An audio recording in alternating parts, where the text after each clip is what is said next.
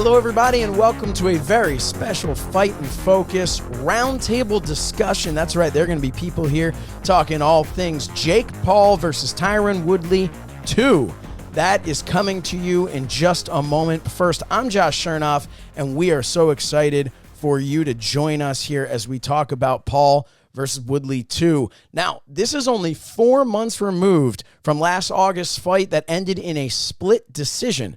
So what's going to happen this go around? Well, we brought in the best of the best, the experts, to talk all about it. But I'm not going to be your host today. No, we are bringing you one of the biggest personalities in all of combat sports interviewing. Please welcome the Schmo. Very much appreciated that kind introduction, Josh. Thanks for having the Schmo back for another Fight and Focus. We have a loaded show for you today, getting ready for Jake Paul versus Tyron Woodley 2 in Tampa, Florida, December 18th. So, shall we introduce the panel? Absolutely. Let's go for it. Right now, you've got a great panel here, Schmo. So without any further ado, take it away. And for today's guest, we have the one and only Peter Maniatis from Down Under, from Melbourne, Australia, a promoter, a manager in the fight game. Peter, thanks for joining us today. Great to be on the show, Schmo.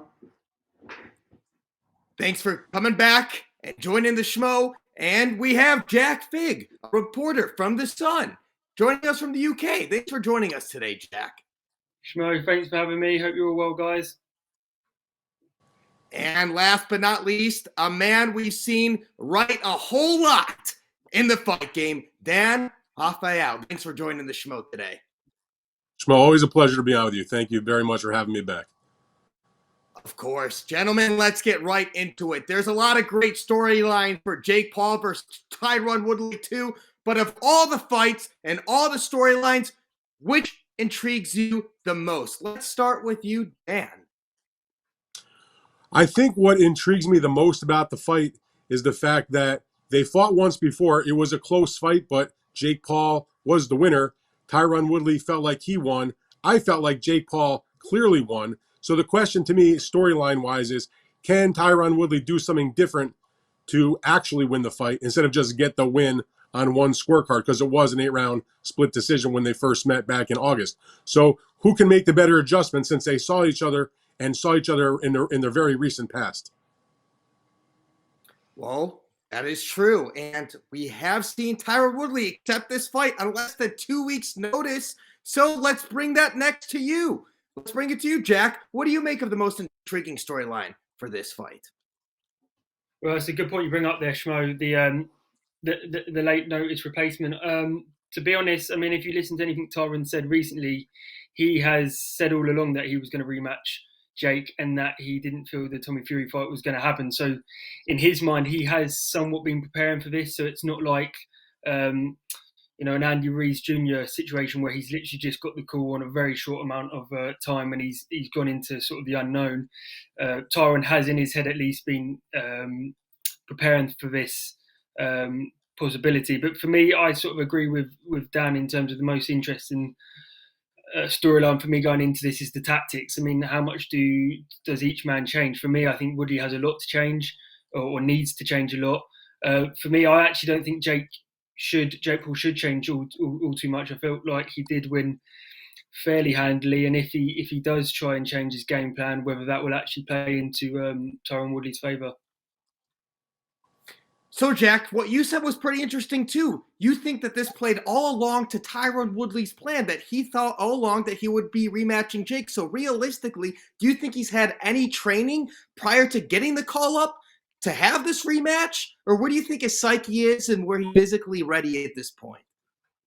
Well, I mean, you can always stay ready, but that's not as actually, getting fight ready. You might have had it, sung in his head, but you can't quite push the way you would if you had it, signed on the dotted line. But if you listen to anything he said, even just before the Tommy Fury fight was signed, I mean, over here we were told that fight was almost a done deal for quite a while. He seemed fairly in denial. He seemed right up until the last minute that he was in fact getting the rematch. So if that is true, I do believe that he would have, started training. If you look at his social media, you'll see that he was at least training with his coach Gerald Tucker, and I believe with his other coach Pedro Diaz as well. They've done some training as well, so he has been in the gym. From what we understand, he wanted to fight in January, but it doesn't matter how convinced he was before he actually got the call to replace Tommy. There's no way he could have been as focused as he would have if the fight was confirmed. Peter, what's the most intriguing storyline for you for this fight card? Now, first, I'd like to say it's an honour to be on the show with you guys, Schmo, Dan, Raphael, and Jack. You guys are outstanding boxing people, so it's an honour to be on the show with you guys.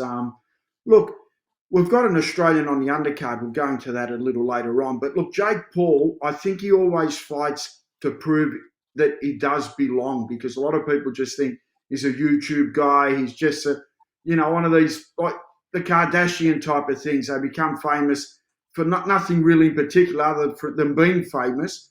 So he's picked boxing, the toughest sport in the world. And he's going in up against Tyron Woodley, who's had, close to 40 MMA fights. He's a real fighter, even though he's 39 years of age, maybe a touch more than Jake Paul. Jake Paul to be doing what he's doing, it's an outstanding effort. He's a great athlete. Their first fight, I thought Jake Paul won the fight, but I thought it was competitive. Look, Jake Paul got hit with that right hand, and he didn't handle it well. He kind of turned away, copped it behind the ear. That's the worst place to cop it sometimes. Shakes up your equilibrium. And he got shooken up for a while. He didn't know how to handle it, but Tyron Woodley didn't know how to finish. Or he wasn't capable of this stage of his career at 39 years of age to put the turbo on to actually look for more holes in the armour of Jake Paul. Now, this time, he's got a short prep, but most fighters, look, you get some top fighters that gain 20 pounds in between fights, and you get other fighters that are just gym rats. You have to kick them out the gym. I don't know who Tyron Woodley is. I don't know if he's been in the gym, he's active, and sometimes a short prep can keep him crisp and sharp. But I'm tipping that he has been in the gym. It's an 8-round fight, and I'm tipping that if his trainers are pretty smart, they're going to work on a game plan and landing that short right hand on Jake Paul and landing some power shots on him and try and get him out of his rhythm, because he hasn't got that much experience as a fighter at this level. Dan, as somebody who's seen the fight game for many decades, covering the greats and people that are starting off their career and seeing where things take them, do you believe fighting Tyron Woodley a second time for Jake Paul, who's 4-0 in the beginning stages of his career, what value, if any, does that bring for him moving forward? I think the main value is because he's a late replacement, it brings him a big paycheck. I don't think that he really wanted to fight Woodley a second time. I think he was looking forward to fighting Tommy Fury, who withdrew from the fight, claimed some kind of medical issue. I was told it was sort of like chest inflammation or whatnot. So I think that for Jake, he may not be as up for this fight as he was the first time, and because he was looking forward to fighting Tommy Fury, of course, the younger brother of the heavyweight boxing champion, Tyson Fury.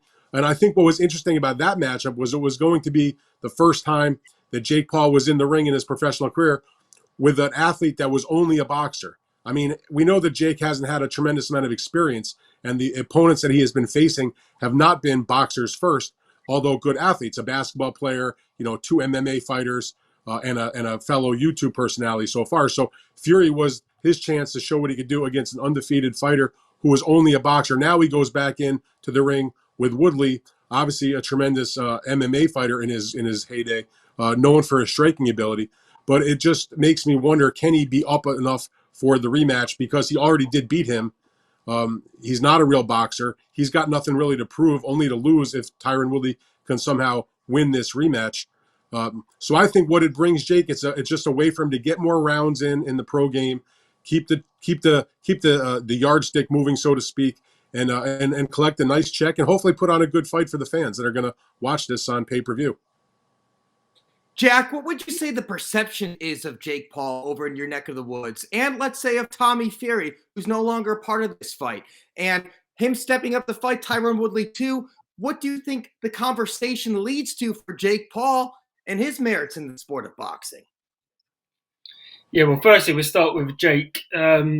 He's actually fairly well known over here in the UK. I think that has somewhat to do with the fact his brother Logan boxed a YouTube personality called KSI in England. So, KSI is very big over here. So the fact that he had a rivalry with the two brothers has meant that he has sort of transcended over here. But in terms of perception as a boxer, I feel like it's he does divide opinions. I mean, for me, I feel like he should be treated as any other guy that's been training for 3 or 4 years. And I think just because he's had a prior career as a social media influencer, I don't think that should exactly determine how good a boxer he is. I feel like if you go into any gym in America or England, if it was an amateur gym and you've got a guy that's had 4 bouts and they've been training a couple of years, you wouldn't ask what job they do. So I feel like for him, he struggles with that a little bit, but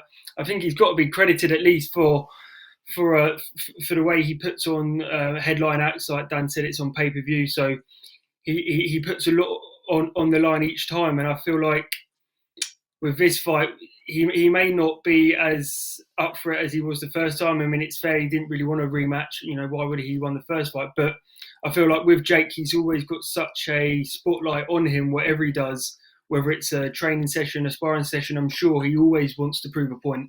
So I don't think he'll have a problem with sort of motivation for this fight, because I feel like he's always got a point to prove. With Tommy, I feel like it's a double-edged sword with him, because when he turned professional, he turned over with a lot of sort of hype and recognition because of his brother. So already he's going to be at a disadvantage in terms of judging his skill, because he's not just any usual boxer that turns over. I think he had about 10 junior bouts. He's not just any regular boxer. He's the brother of Tyson Fury. So it's hard. It was always going to be hard for him to get sort of an equal playing field when it comes to that. And then he went into a reality TV show over here, which really helped sort of cross over for him into the mainstream. But again, it brought even more naysayers. And where Jake might have got criticism for not, facing boxers with prior professional boxing experience, Tommy has faced a lot of criticism for boxing journeymen, which Dan will know more than anyone is a regularity for any boxer, especially over here in the UK. 4, 5, 6 fights in, that's who they face. But for him, he's faced a lot of criticism for not boxing anyone. So I feel like with Jake and Tommy, they're probably both in similar boats where they're treated differently, and of course that has positives as well, because they're for guys that are essentially novices, they get a lot of attention, which means there's a lot of money to be made. But of course, for the level they're at, people probably expect quite a lot from them. All right, there it is. And then, Peter, I want to extend this question to you. For your neck of it's down under, what's the perception of Jake Paul? Because we have Leon Paro fighting on this undercard. And we saw in the last Jake Paul-Tyron Woodley fight, we saw a guy like Montana Love moving forward, signing with Matchroom Boxing, getting the extra eyes, getting the extra exposure. What would you say the reputation is of Jake Paul and the legitimacy he's bringing to the sport of boxing in your region? Yeah, look, he's very popular in Australia and he's a great athlete. He hasn't got the respect of the boxing public yet because he hasn't fought anyone of note yet, but he's only had 4 professional fights. Let's not be tough on Jake Paul. Professional boxing's the hardest sport in the world. So he's earning his dues and everyone's kind of keeping a close eye on him, but no one's getting too excited. We're sort of waiting to see what happens when he steps up a bit more, and that'll happen as he keeps moving through the gears and moving through opponents. We'll see what he's made out of. But Leon Paro, I actually managed and promoted a boxer, fought Leon Paro March of this year, and I saw Leon Paro firsthand.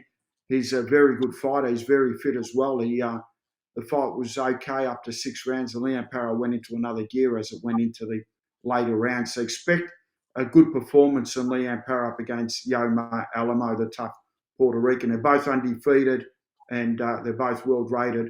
So I'm sure Leon Paro is going to put in a good performance. And Australian boxing at the moment, after George Kambosos' upset win over Teofimo Lopez, a lot of the Australian fighters are believing more in themselves, because obviously when they used to go to America, they fought more like as opponents and didn't really produce. But now that, like Manny Pacquiao did to the Philippines, I feel that George Kambosos has done to Australia. And I know Leon Paro is going to take a lot from that. And you'll see a real spirited performance in Paro on the undercard. And let's get into this undercard because there's a lot of intriguing matchups. You got Amanda Serrano against Miriam Gutierrez. You have an former NBA All-Star against a former NFL Pro Bowl running back, a crossover we never thought we'd see. NFL star versus NBA star, and Darren Williams versus Frank Gore. Heavyweight bout, 4 rounds. We just mentioned Leanne Paro. You got the return of Anthony Taylor fighting Chris Avila, a member of Team Diaz, of Nate Diaz in mixed martial arts in the UFC, which can potentially set up a future fight between Jake Paul and Nate Diaz, a boxing fight. Jay Leon loves making his return. I mean, gentlemen, Dan, which fight are you looking forward to the most here on the undercard?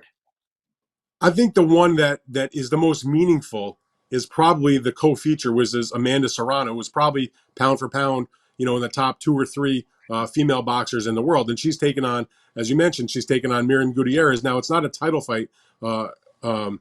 Serrano has a belt in the featherweight division. She's fighting this fight as a lightweight, but it's an important fight because of what comes in the future. She needs to win this fight against Gutierrez, probably look pretty good against her, make sure she gets to win first and foremost.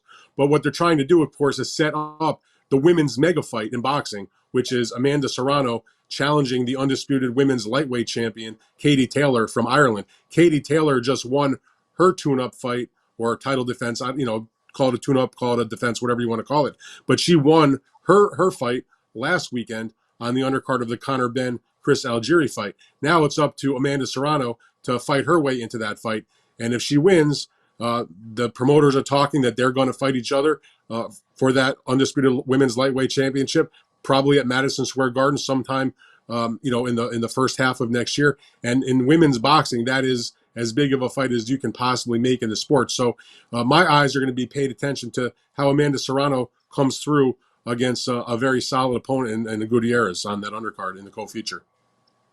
The Schmo's follow-up question to that, Dan, is do you believe that Amanda needs to win in a certain way, a certain type of statement, in order to ensure that her next fight will be against Katie Taylor for that undisputed? I think the main thing is she needs to win. Obviously, if you want to make people even more interested in that pairing, you want to win in good style and take care of business. That doesn't necessarily mean a knockout. It just means put on a good display of boxing, show what you can do, go in there and dominate, hopefully make it entertaining for the viewers and the folks that are in the arena. And, we already know what she's capable of. She's won world titles, more divisions than any other women's boxer in history. She's been, a tremendous fighter. She's gone up and down in weights all the way, I think, as far down as the bantamweight division, maybe the junior bantamweight division, has fought us heavy.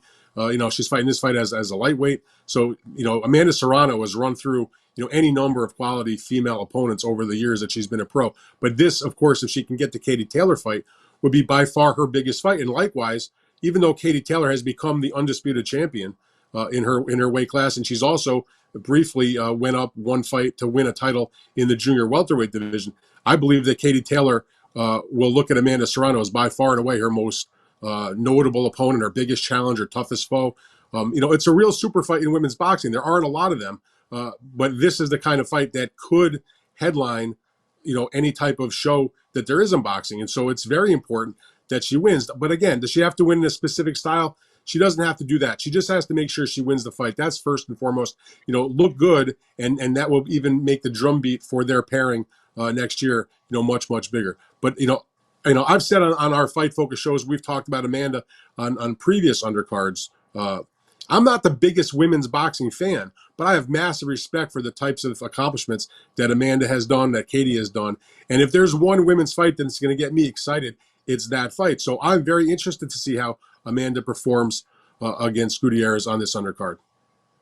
And a few weeks ago, to your point, during the Jojo Diaz Devin Haney fight week, the Schmo asked Eddie Hearn what fight is he looking forward to booking the most in 2022. He mentioned Katie Taylor, Amanda Serrano's. It's on his radar. Let's move on to Jack. What is the biggest storyline of the undercard, the biggest matchup that you're looking forward to seeing the most here? Yeah, I'd have to agree with Dan. It's Serrano Gutierrez because there's so much that follows on from that. As we mentioned, it potentially sets up one of the biggest fights in women's boxing. I believe Taylor actually beat Gutierrez as well. So to your earlier point about does Amanda have to win in a certain way? Not really, but if she can better Taylor's performance, it only helps to build their fight more. But I feel like that's the only real fight on the card that has any sort of real bearing on future boxing matches. If you look at the rest of the card, a lot of them are fun fights, but they could be sort of one and done. So for sure, Serrano is the pick of the undercard. All right, let's extend that question over to you, Peter. Look, I'm looking forward to Liam Paro because he's undefeated, 21 and zip up against Yomo Alamo, who's also 20 and zip. So they're both undefeated fighters. They're both world rated. They're both highly rated on BoxRec as well. So for mine, that's a real fight. Two undefeated fighters. They've got no profile. They're probably not getting the money that the other fighters are getting. They're doing it tough. They're doing it through the ranks. One of these guys will probably get a top 5 world ranking from this and then go on and maybe fight an eliminator or fight for a world title. But right at the moment, us sort of fans sitting there, we're not thinking of it as an imperative bout that's going to be anything of significance. But the winner of this fight, make no mistake, will set himself up for a bigger and better fight. So for mine, Paro and Alamo, because they're both undefeated and it's a 50-50 fight. I think it's going to go down to the wire, and I'm really looking forward to that. Well, speaking of 50-50 fight, the Schmo's going to take the bait and talk about the NFL Pro Bowler against the NBA All-Star, because you're bringing in two major popular sports, not just in the United States, but worldwide, right here to the eyeballs. And look, Frank Gore, he's a scary dude.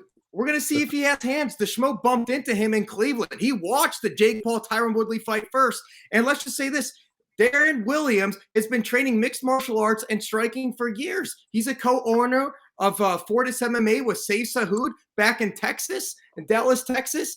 These guys aren't just going for a show. The Schmo predicts we'll see these guys in the ring again, but it can only be good for the sport, adding more eyeballs and popularity. And it might be a little freak showish, but at least you're getting stud athletes from two different sports competing against each other. It's a level playing field. It is, Smo. I just asked one question. It's okay hitting a pad, Smo.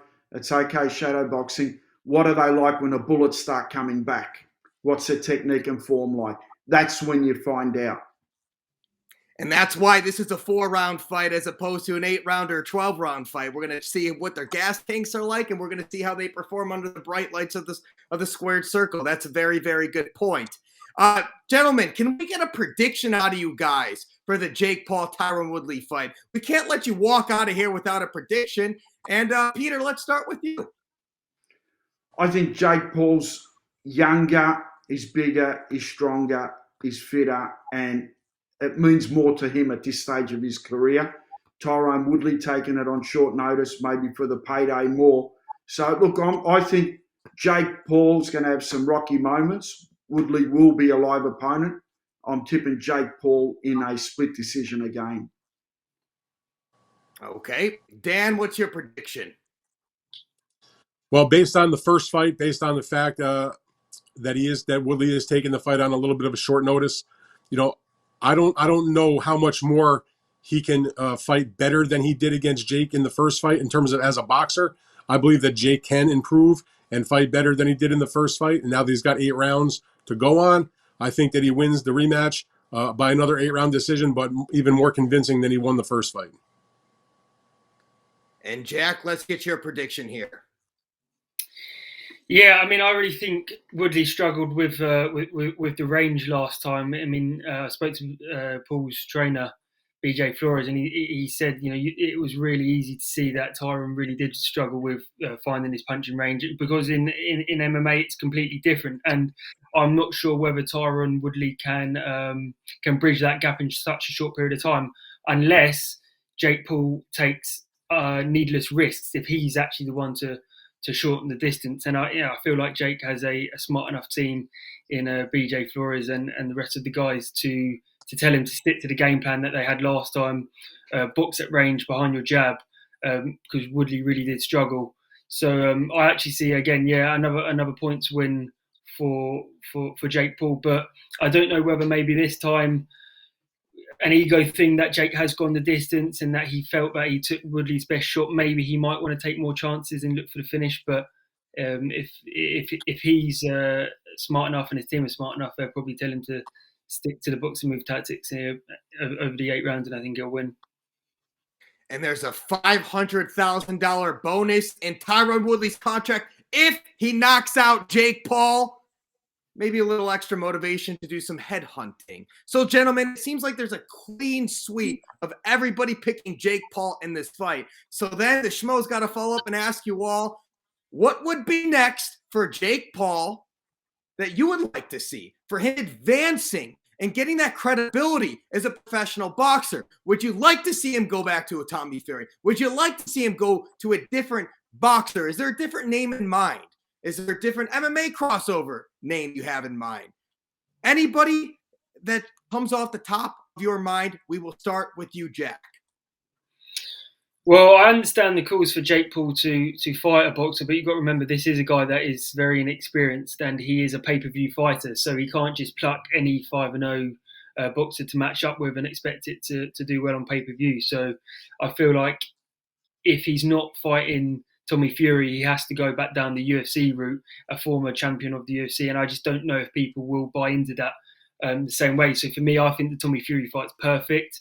They match up fairly well, and I think the fact that Tommy pulled out of the first fight makes it only so much more interesting the second time around, because there is questions of, fans are questioning the validity of whether it was a real injury or not. So I think there's even more to play with this time around, and I just feel like Jake and his team will probably look at Tommy and think he is the best matched opponent for the big stage that we can go with. If they do need a professional boxer to face, and I feel like no one's at a similar level to Jake Paul that can bring in the numbers that Tommy can. So yeah, for me, I'd like to see that fight rescheduled. The irony of the rib injury is that Tyron Woodley's last professional fight in the UFC, it ended due to a stoppage, due to them calling it because Tyron Woodley had a rib injury. Here he is stepping in to fight someone because they had a rib injury and had to pull out the boxing match. Let me extend this question to you, Peter. Who would you like to see Jake Paul fight next to add legitimacy to his career if he gets past Tyron Woodley a second time? Yeah, look, Fury could be a possibility, but it depends on the budget. I'd love to see him fight someone like a Roy Jones Jr., get him out of retirement, get the hype up. Roy Jones looked pretty good against Mike Tyson, 190 pounds, whatever catch weight they do. I think that would get a bit of interest, because I think that would then get him into that, legitimate box, even though Roy Jones is over 50 years of age, just for that popularity. I'm sure the pay-per-views would go crazy, and I don't think he's got anything in his armour that can hurt Roy Jones Jr. He's just, had an exhibition with Mike Tyson. But that would be the fight that I would like to see if they couldn't get the Fury fight. Dan, bring us, because we just went from Roy Jones Jr., Tommy Fury, Roy Jones Jr. Where do you stand with the future opponent for Jake Paul? Well, all due respect to Peter, I don't need or want to see Roy Jones in a boxing ring unless it's as a trainer in the corner.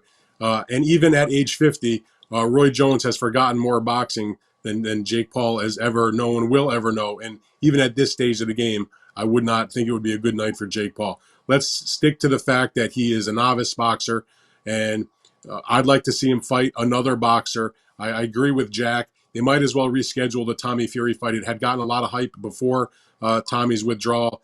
If Jake wins the fight against Woodley, why not make the rematch? I think it will. It'll create a lot of interest, because they'll be back and forth about, you pulled out against me, and, we'll call him a chicken and all that sort of stuff. Face me now. I think there'll be hype there. And the main thing is, if Jake is serious about his boxing career and improving his abilities and his skills, at some point you need to fight a guy, full-time boxer, which Tommy has been.